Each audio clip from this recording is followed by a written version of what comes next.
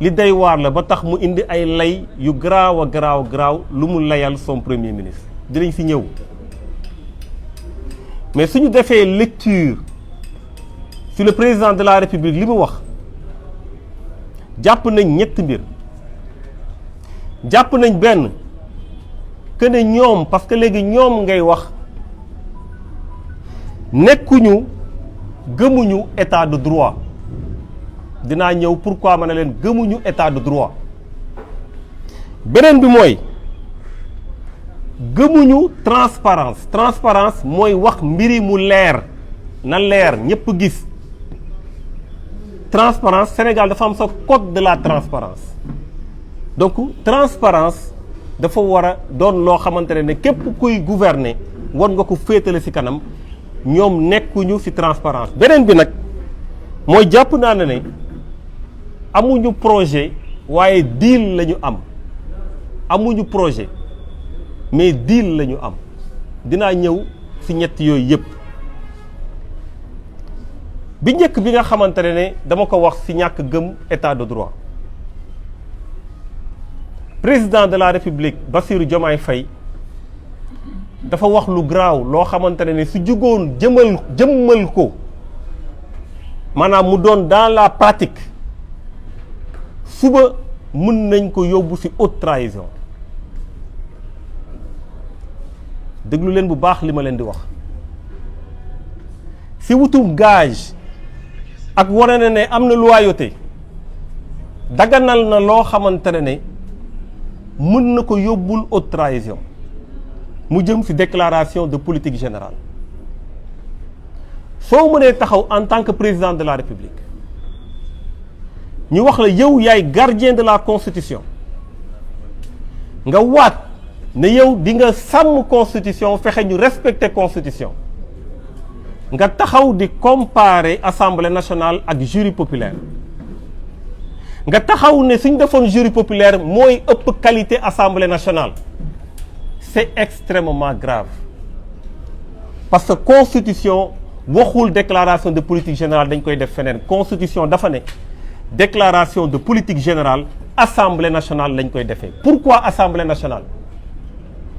parce que assemblée nationale 18 millions de sénégalais yooyu muy wax dafa am lu ñuy wax la démocratie représentative ñooñu dañoo fal ay nit nga bëgg leen nag ak nga ñàkk leen bëgg président bii toog fii nga bëgg ko nga ñàkk ko bëgg mooy président député yu nekk assemblée nationale nga bëgg leen nga ñàkk leen bëgg ñoom ñooy député peuple bi donc un président de la république buy jël jury populaire boo xam ne da ngay tànn say nit teg ko au-dessus de la démocratie représentative jël le choix personnel teg ko au-dessus de la démocratie te démocratie indi ko fa c'est extrêmement grave ma koy wax ne ko monsieur le président fi nga toog keroog di répondre aux questions xam naa ci réew mi ñoo xam ne suñ fa toogoon ñu poser leen même question seeni réponse mooy ëpp qualité téeméeri junni yoon sa réponse mais ñooñu kenn falu leen lan moo tax ñëpp toog di déglu le président de la république parce que il a été élu au suffrage universel direct nuñ ko élire au suffrage universel direct noonu la ñu élire les députés au suffrage universel direct moo tax ma ne ñàkk gëm état de droit boobu moo leen dab ba ñu am solidarité si ne le choix du peuple dañ koy teg ci suuf ñu jël ñun suñu choix teg ko ci kaw loolu yaa ngi def leneen yaa ngi wàcc yoon te damay faral di wax ne képp kuñ fi respecté ci réew bii yoon moo la ko may képp kuñ fi jox cër ci réew mii yoon moo la ko may suñu président rombee ci tali bi dañuy droité ba sës ba yéeg trottoir bi mu jàll parce que yoon moo ko may soo respecté wul yoon nag mënatoo am respect ci population yi moo tax dama leen di ñaax ne leen li leen mën a tax ngeen di wax di bind ay décret di def ay arrêté di def ay conseil des ministres di jël ay décision di nommer c'est parce que dañ leen a fal c'est parce que loi moo ko encadré soo leen xeebee loi boobu xeeb ngeen seen bopp donc jàpp naa ne loolu li doy waar la li nga xamante ne seetlu nañu ko ñu koy naqarlu di ko condamner fortement moo tax moom su sañee taxaw ne damaa woo président assemblée ne ko changer leen seen règlement intérieur te moom mu nekk le pouvoir exécutif même su dee c'est la clé de voûte des institutions mën na waxtaanee mbir yi comme nu mu ko waxee mais amul ay injonction yu muy joxe boole si ne moom dafa dem ñaan le premier ministre dafa jox kee ay injonction waaye kii daf ko ñaan pour mu may ko loolu it confusion de rôle la ñàkk xam pouvoir yi lu muy signifier la ñàkk xam ne lu une autorité nommée n'a rien à voir avec une autorité élue du sax benn moo tax nag ñu jàpp na ne ni mu régler question boobu def na ko ci anam boo xam ne dafa wàcc yoon donte tey li tax wax naa ko encore une fois loolu amul mooy dafa am sénégalais yu mobilisé wu te heureusement loolu amul parce que si loolu amoon ça serait un précédent dangereux pour notre pays beneen mbir bu ma jàpp ne respecté wuñ état de droit dégg ngeen le président si làmmiñam mu ne leen man ak sama premier ministre dañoo tëju ba minuit di xool nan la ñuy defee mbirum justice maanaam am na ay mouvement yu ñu war a def biir justice man ak sama premier ministre dañoo tëju di ko xool ba pare teg si ne magistrat yi ay fonctionnaires lañu comme ñëpp déedéet magistrat yi dañ bokk benn pouvoir bu ñu tuddee le pouvoir judiciaire le pouvoir judiciaire bu ñu nekk dañ def si ànd ak ay garanties statutaires tey le statut du magistrat sax dafa am loi bu ko teg dafa am ay principes yoo war a respecter sooy war a affecter magistrat et cetera donc soo ñëwee ne ba premier ministre man ak moom ñoo tëju te premier ministre bokkul conseil supérieur de la magistrature yoonam nekkul ci mbirum yooyu pour xool nan la ñuy defee mouvement loolu tamit lu doy waar la rawatina garaaw le fait que nga ne am na magistrat yoo xamante ne peuple bi rafetlu nañ seen liggéey mais ban peuple moo rafetlu seen liggéey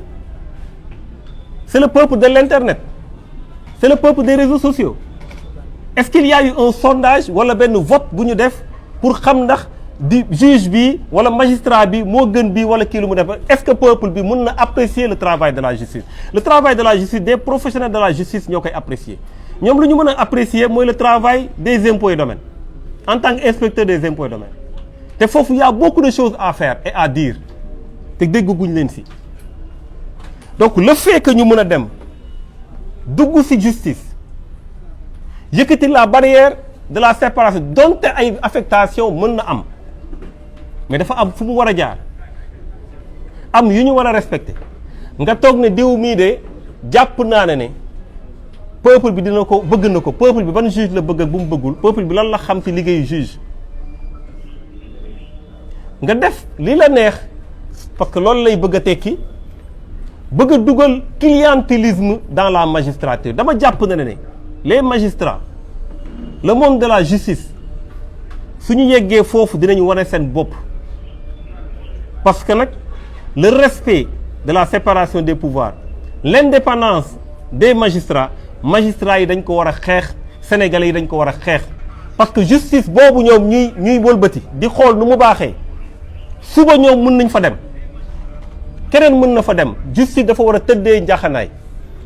donc suñu bëggee xool nan lañu koy defee jël kii dugal kële jël kële dugal kële damay appeler aux populations ñu vigilance ci loolu parce que duñu bëgg justice boo xamante ne clientélisme moo fay dox te soxlawuñu aussi justice boo xamante ne yaay tànn say nit méngale ko ak tànn peuple boo xam ne yëgul tinul loolu bëggoon naa ñu leeral ko moo tax ma ne leen li ma dégg mu wax gisuma respect bi nga xamante ne war na am ci état de droit te loolu doon na loo xamante ne li graaw la ci président de la république parce que doole boo mënti am état de droit moo la ko may sinon Bassirou Diomaye Faye nga tudd man Thierno Bocoum laa tudd keneen leneen la tudd li tax tey nga mën a wax wala nga mën maa wàcce yoon bi wala nga mën a jël ay décret yu ma mënul jël wala nga mën a jël ay décision conseil des ministres c'est parce que dafa am loi bu la ko may dafa am état de droit bu la ko may donc foofu dama bëggoon leeral ko bu baax a baax a baax a baax beneen bu si topp wax naa leen ko léegi mooy manque de transparence xam nga dama dégg président de la république damay jaaxle sax parce que ñun dañuy woo ci débat d'idées mais gisaguñu ay idées ban idée ngeen gis ba ñu toogee ba léegi defuñu DPG defuñu plan d'action gouvernemental président su toogee loo ko wax day survoler soo ko ne emploi mu ne woy agriculture bi ak renforcer le secteur privé point far ngay jaar waxul te ñu ñu woo ci débat d'idées ñu yàkkamti nañ débat d'idées bi de mais gisaguñu fi ay idées gisaguñu fi benn idée au contraire dañuy mer rek xamu lu xew gagné ba pare di mer on comprend même pas ñu ngi leen di xaar pour ñu wax ñu lan la ñu bëgg domaine bu ne lan lañ ci namm ñu débattre ci loolu mais ñun suñu leen di tontu ci ay idées lañ leen di tontu depuis le début nuñ doon opposé woo ñoom ñun duñ ko opposé woo c'est pas parce que bëgguñu ko mais xamuñu ko donc lu ma bëgg a wax ci loolu mooy manque de transparence boo xamante ne bu doy waar ak populisme yow soo waxee engrais wàññi naa ko la moo la teree wax nit ñi ne leen engrais daa wàññeeku fële à l'international fëgg sa dënn def say kii bind say kii fu ne wut say nit ñu koy jàllale waaw engrais bi daf ko kii lii la jaroon la moo la teree wax yow fi ngay jëndee daa wàññeeku waxoo ko ba pare nag mu teg si ne d'ailleurs wàññeeku na ren waaye chaque année dina wàññeeku waaye yow da ngaa am engrais bay wàññi chaque année tu es tributaire du marché international pour l'instant en tout cas tu es tributaire suba su nawet bii di ñëw su yokkee da ngay obligé yokk fi xanaa nga subventionné soo subventionné wul day yokk donc loolu déjà muy doon problème bu mag nan ngay mën a yokkee mburu wàññee mburu te waxoon ne wàññi nañ poids bi soo wàññee poids bi kay mënatul jar lu mu doon jar pourquoi leeraloo loolu pourquoi soo dugalee xaalis ne joxe naa diw tant de milliards dugal naa ko fii waa lam moo la tere préciser que ne yow da ngaa leb ba xalangu fu mu toll nii ba leb ay eurobond yooyu ñu leb man déglu naa entretien bi du début à la fin journalistes yi fa nekkoon génne nañ seen gémmiñ eurobond bi 2 fois tontu wu si ba léegi ñoom waxuñu lan moo tax ñu jëli ay eurobond ñu sax 450 milliards yooyu mu doon ay eurobond ba léegi waxuñu si ana transparence lan moo mën a tax ñu mën a leb pour le peuple ba pare duñu leeral peuple bi lii ñu leb fii lañ koy dugal beneen bu si topp mooy ñoom boobu ba léegi lan la ñuy def ñu ngi def ay chamboulement dañu naan recettes yi yokku na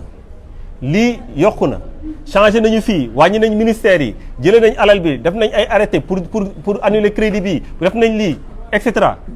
loi dafa ne muy loi organique portant loi des finances dafa ne su dee da nga chambouler équilibre bi budgétaire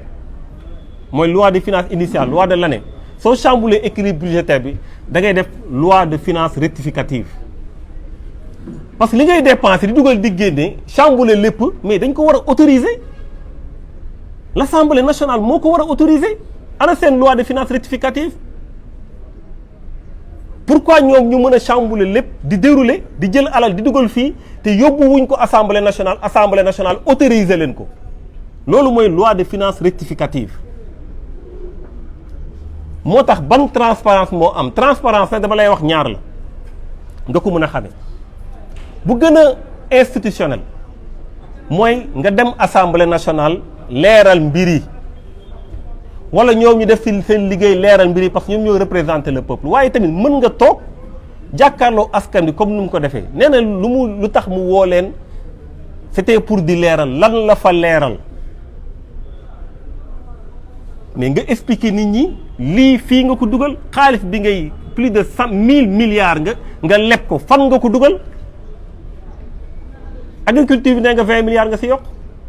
20 milliards dafa mel ni nga tànk ndox rek si siwo bi leneen yëpp fan la dugg pourquoi duñ leen expliquer loolu pourquoi sénégalais yi duñ leen wax amuñu droit xam fan la ñu dugal milliards yooyu. moo tax loi de finances rectificative boobu gisu leen ko boobu ba léegi pourquoi dañ leen koy laaj fan la toll parce que c'est obligatoire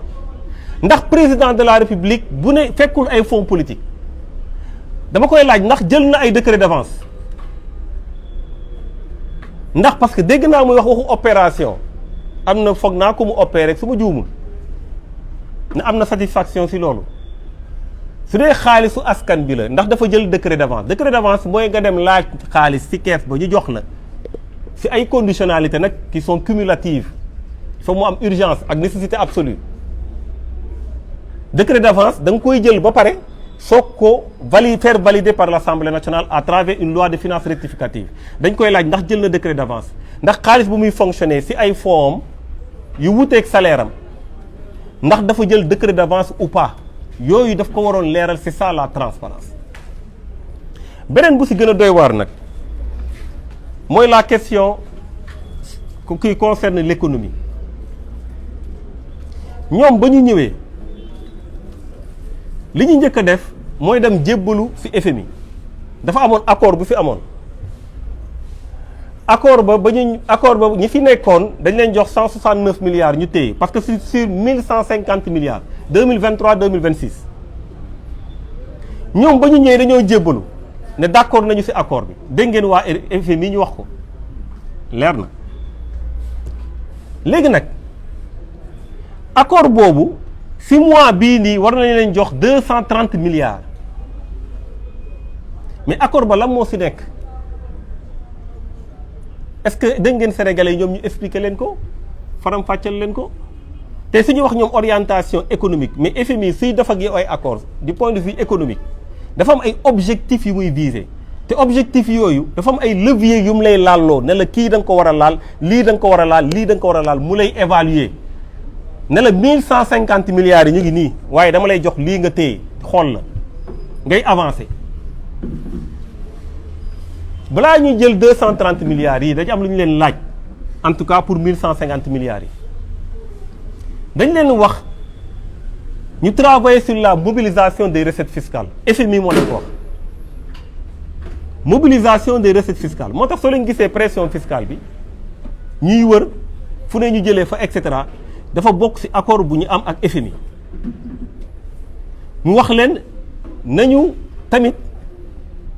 lu jëm ci subvention yi nañ ko dindi progressivement subvention yi xam nga lan la mooy subvention bu am ci électricité bi mooy subvention bu am ci gaz butane bi mooy subvention bu am ci essence bi mooy subvention bu am ci gasoil bi FMI daf leen ne nañuy dindi subvention boobu ñoom loolu la ñu signé loolu la ñu d'accord dégg ngeen temps yi yépp le ministre mu naan subvention yi comme cancer la ci ñun mais est-ce que wax nañ leen ne ñoom am nañ stratégie boo xamante ne dañ ko tuddee feuille de route pour la suppression des subventions dans le secteur de l'énergie à l'horizon 2025 document bi document officiel la boo xamante ne ñoom ci seen bopp ñoo ko bind c'est l'État sénégalais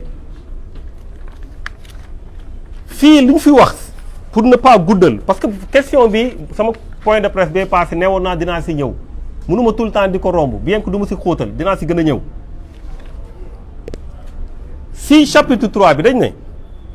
2024 et 2025 nañu maintenir le cap jusqu'à arriver à 0 subvention premier paragraphe bi rek laa leen liiral une fois la première hausse des prix absorbée parce que dañoo def stratégie par la population les hausses suivantes seront plus indolores surtout si elles sont accompagnées d'une campagne de communication efficace. Pour 2024 et 2025, le manque de maîtrise de données rend particulièrement aléatoire toute tentative de s'engager sur des objectifs quantitatifs précis. Mais il n'empêche que le gouvernement a une vision claire de ses objectifs ultimes. 2 points. Sauf circonstances extraordinaires mettant tout le monde d'accord sur la nécessité de prendre des mesures exceptionnelles, il y aura 0 subvention dans le budget de l'État en faveur des produits que sont l'électricité, le supercarburant et le gasoil. Lii waxuñu leen ko ba léegi te lii c'est un document boo xamante c'est un document officiel de l'État sénégalais te déggu leen fenn ñu wax leen ko lu muy tekki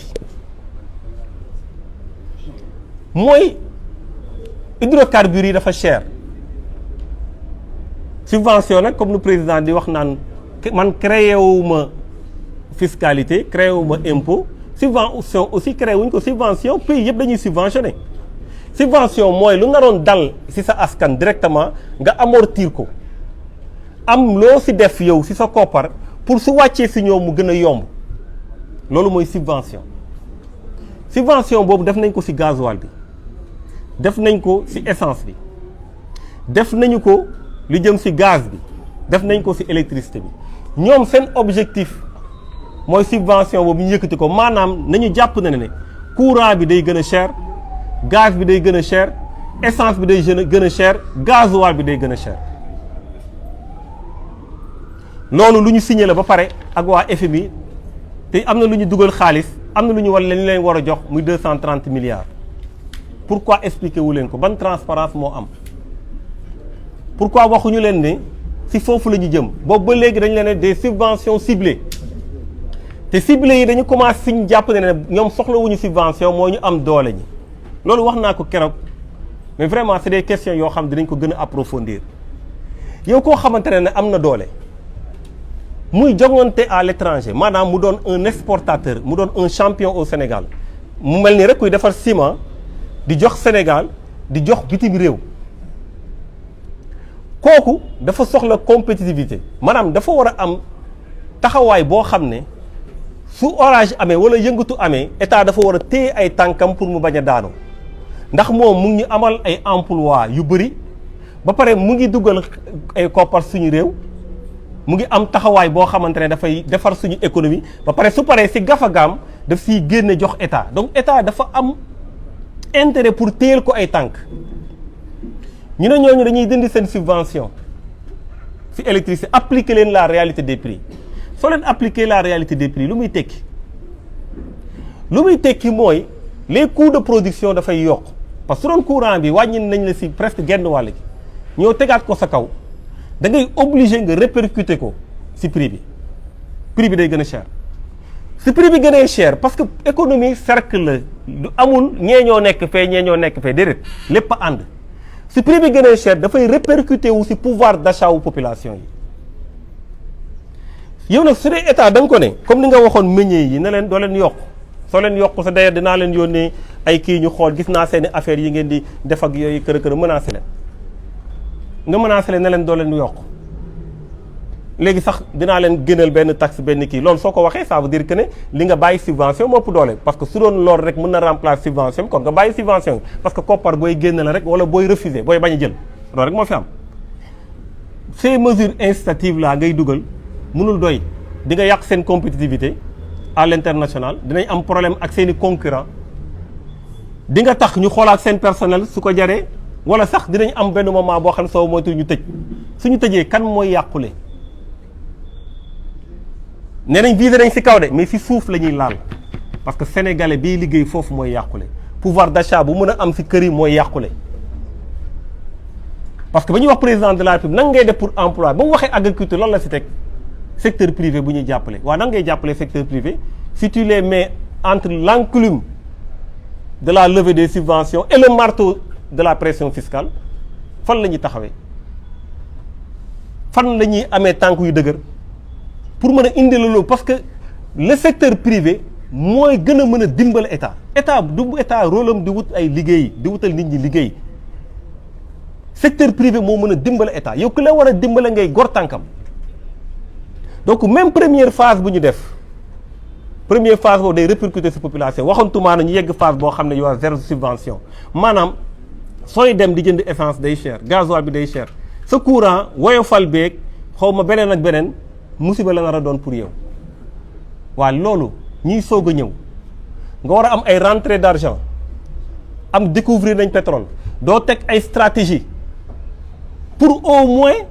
fonds yooyu ñu mën a ñëw soulager population yi waaye da ngay lever mbir mi maanaam dañu am état boo xam ne dafa bëgg aakimoo alal bi yëpp téye ko dootuma subventionné dootuma lii dootuma lële léegi damay leb nu ma neexee léegi nag maa téye yëpp téye waaw ba nga ko téye pare foo ko jëmee fan nga ko jëmee parce que au moment où nga téye ko am na ñuy perdre seen emploi am na ñu ñuy dàq si fu ñuy nekk am na ñu manqué pouvoir d'achat yow nan ngay def pour que loo siy def mu inclusif muy wàccaat encore ba si ñoom li doy waar laa leen di wax amuñu taxawaay boobu te wanewuñ loolu te leb bi nag toll na foo xam ne léegi dañuy leb pour fay bor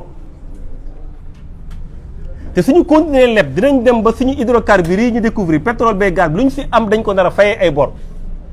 li gën mooy ñu taxaw ak ñun nañu lii ñuy leb fii ak fii lañ ko jëlee lii ñuy jëlee si yéen fii ak fii lañ ko jëlee mais même sooy jëlee si nit ñi waroo jël lépp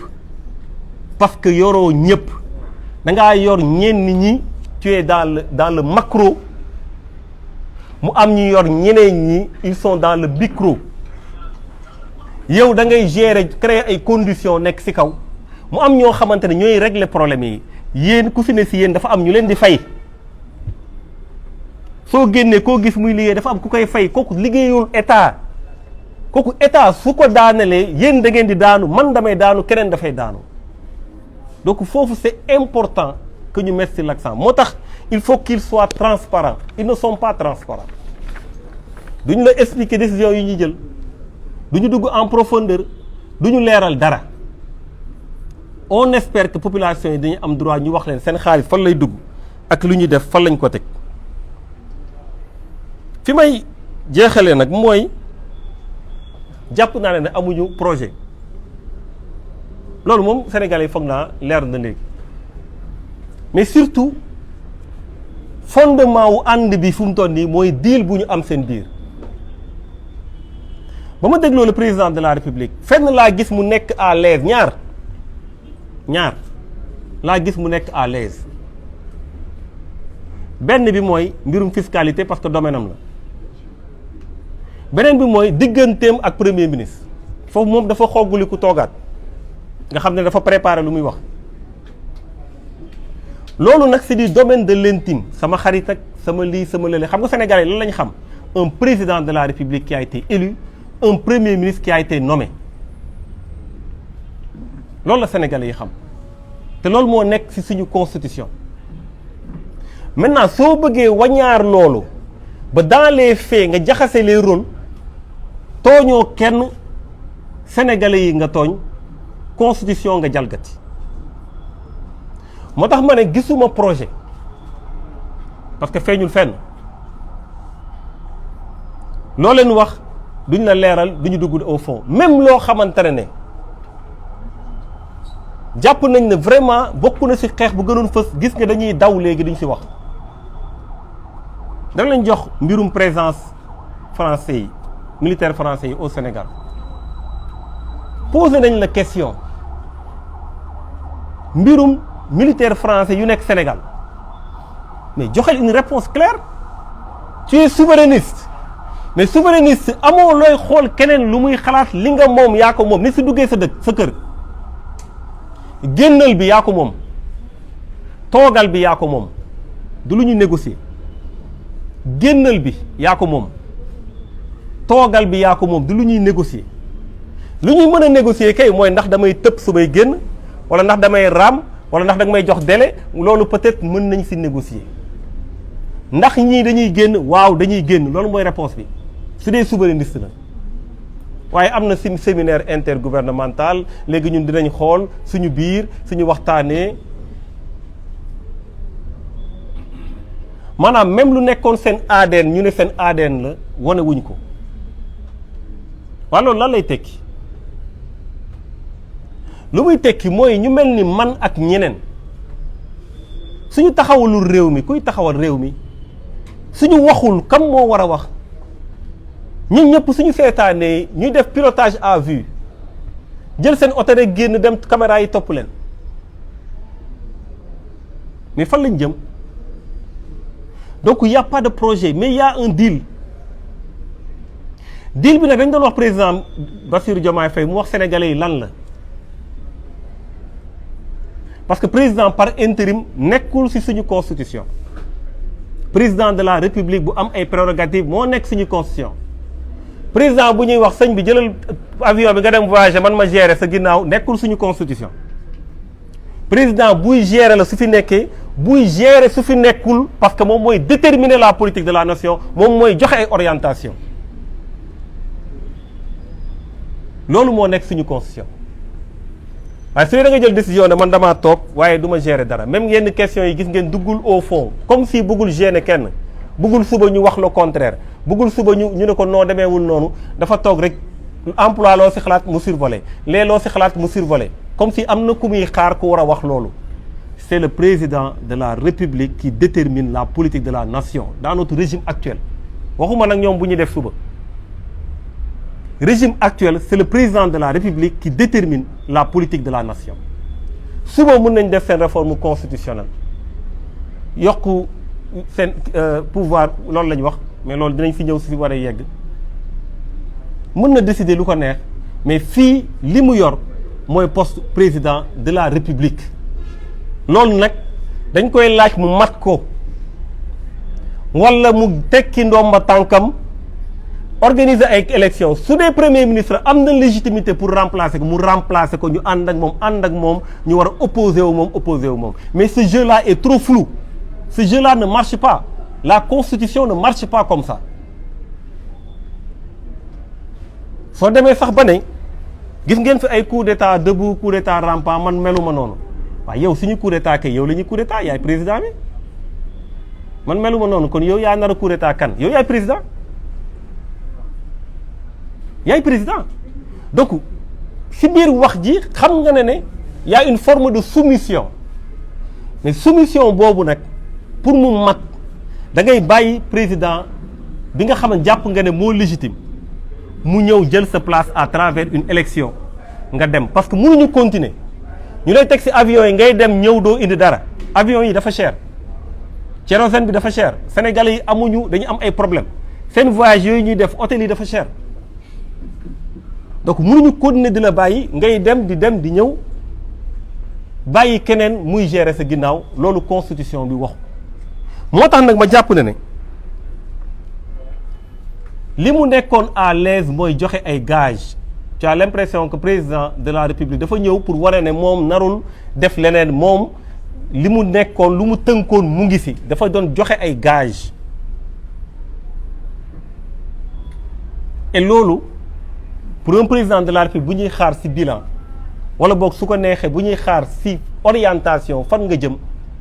je pense que loolu lañ doon xaar ci moom mais xaaruñu woon ci moom loolu nga xam du côté ci du domaine de l'intime ñoom ñoo ko seq moo tax lay boobu ñu jël waaw opposition bi sax dañoo bëgg ñu ñaar ñu jàppante loolu nañ ban opposition ku ko bëgg xam nga nit parfois di nga am loo bëgg a fànk nga jël dara teg ko naan di ko joxoñ déedéet ñoom nañu gérer seen mbir ñoom ñoo ànd falu nañu gérer seen mbir te bàyyi opposition bi 100 jours yi motagul waxuñu ñu génn grand théâtre attaqué opposition bi opposition waxul seen diggante ñu génn te encore suñu bëggee ñu kii bouc émissaire moom moo doy lu ñu war a gérer nañ ko gérer ñoom ñoo xam nan lañ koy gérer mais la constitution nekkul ci mbirum xarit nekkul ci mbirum àndandoo nekkul ci diw mooy diw constitution du loolu constitution dafa leeral prérogative président de la république leeral prérogative premier ministre dañu bëgg ñu tënku ci loolu donc loolu laa ci bëggoon wax di jeexale comme nu ma ko doon waxee rek renouveler appel bi ma defoon à toute l'opposition ñu am taxawaay bu mat sëkk man dama bokk ci ñoo xamante ne dañu gëm rupture attention xeex rupture moo tax nguur yu bari ñu woo ñu ci demuñu waaye waruñu seetaan ay dérive waruñu seetaan amateurisme mu jël le dessus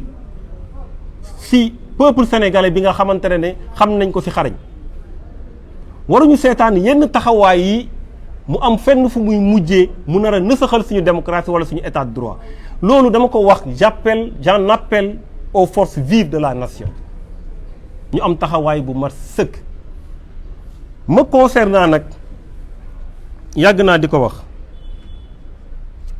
li ñu nekk dinañ si am détermination bu mat sëkk, dinañ si am taxawaay bu mat sëkk. ñi jàpp na ne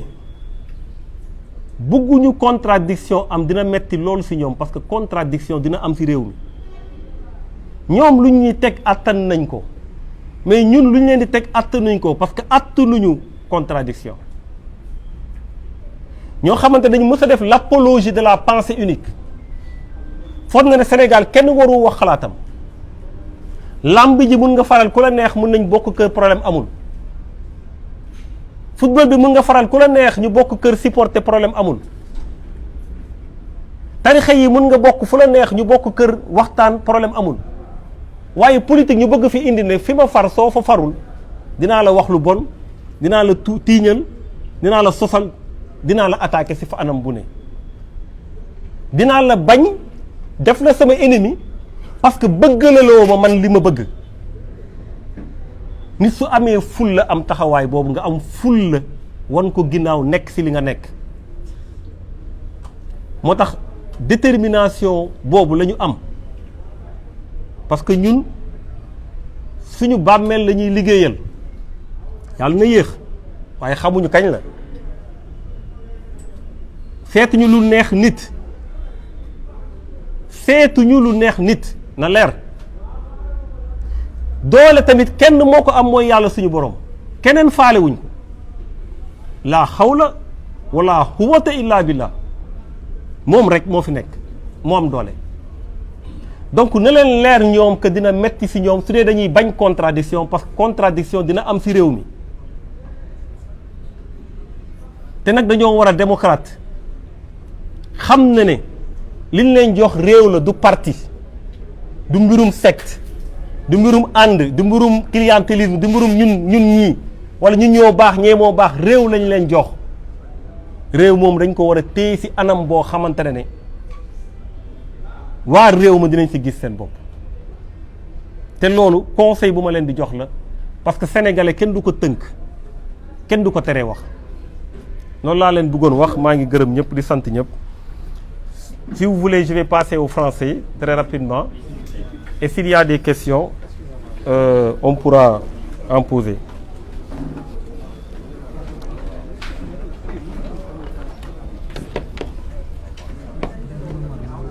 Non, c'est bon, c'est bon.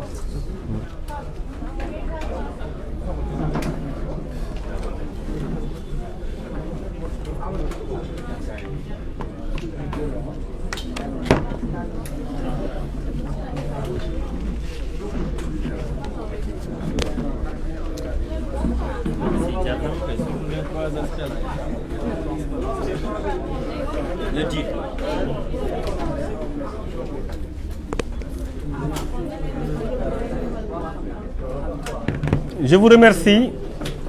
Si on peut commencer par le français.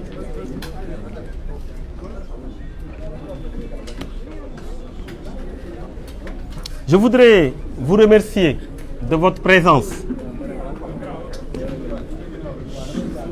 et dire tout le bonheur que j'ai d'être en face du peuple sénégalais à travers, évidemment, vos canaux. Commencez d'abord par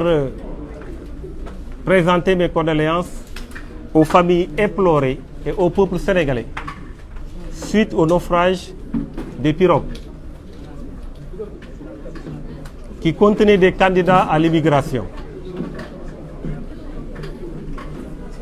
Je voudrais aussi également présenter mes condoléances à tous ceux qui ont perdu des proches. Comme vous le savez, c'est ainsi la vie. J'ai fait appel à la presse suite à la sortie du président de la République qui a eu un entretien avec une partie de la presse, bien entendu. Et nous avons suivi cet entretien de très près. Pourquoi? Parce que, évidemment, depuis son accession au pouvoir, nous avons vu un président de la République qui s'est limité à faire quelques déclarations, qui a beaucoup voyagé, c'est normal, et qui, évidemment, de toutes les façons, devait, un jour ou l'autre, nous parler, s'exprimer face aux caméras et parler aux Sénégalais. Nous l'avons attendu, nous l'avons entendu. Le fait qu'on se retrouve ce jour, le 15, la date n'est pas fortuite. J'aurais pu prendre la parole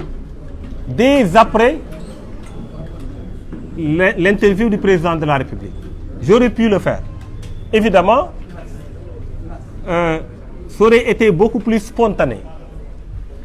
Mais nous avons décidé de faire cette conférence, ce point de presse, le 15 juillet, qui est pour nous une date historique. C'est quoi le 15 juillet? Il y a quelques jours de cela, Monsieur le Premier ministre avait donné un ultimatum à l'Assemblée nationale. Ultimatum leur disant qu'il faudra revoir votre règlement intérieur. Évidemment, et nous en avons parlé, il n'en a pas le droit. Au nom du principe de la séparation des pouvoirs, le Premier ministre n'a pas la possibilité, ou en tout cas n'a pas le droit, de s'adresser à l'Assemblée nationale et encore pire, de donner des injonctions à cette Assemblée nationale. Le Premier ministre, un nommé, qui donne des injonctions à des élus. C'est inacceptable et nous l'avons décrié, nous l'avons dit très clairement. Et ça, il a ajouté à ce délai, à cet ultimatum, qu'il va tenir sa déclaration de politique générale devant un jury populaire. Ce qui est également contraire aux dispositions de la loi, notamment aux dispositions de l'article 37 de la Constitution, qui est très clair. La déclaration de politique générale doit s'effectuer à l'Assemblée nationale devant les députés, bien entendu. Nous sommes le 15. Il n'y a pas eu de modification du règlement intérieur, même s'il doit y avoir une modification du règlement intérieur, nous l'avons dit,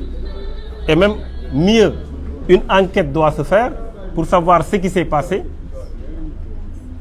Donc, effectivement, il doit y avoir une modification du règlement intérieur, mais il n'y en a pas eu parce que le Premier ministre l'a voulu. C'est important. Parce qu'il n'en avait pas le droit. Et aujourd'hui, on se rend compte, effectivement, il n'y a pas eu de modification du règlement intérieur de l'Assemblée nationale. Ensuite, il n'y a pas de déclaration politique générale devant un jury populaire. Il n'y a pas eu de déclaration de politique générale devant un jury populaire, en parfaite contradiction avec les dispositions de la loi, en parfaite violation de la charte fondamentale de notre pays. Pourquoi ça s'est arrivé ainsi?